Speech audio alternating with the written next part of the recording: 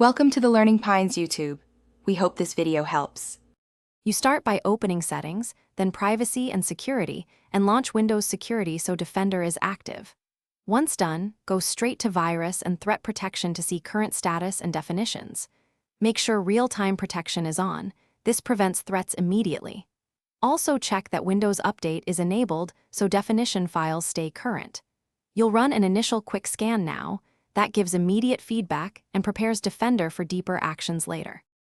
You run a quick scan first to catch obvious threats, then schedule a full scan or custom scan for specific folders. While scans run, open Protection History to review quarantined items and decide to restore or remove. This explains what Defender found and why. Next, enable cloud-delivered protection and automatic sample submission to speed detection and get better heuristics. Make sure controlled folder access and ransomware protection are set if you store sensitive files. These add layered defense without constant intervention.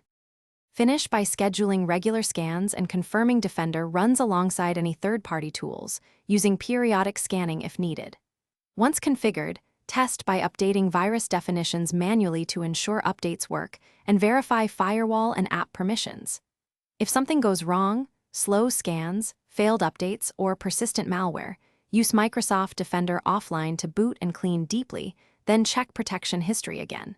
If updates still fail,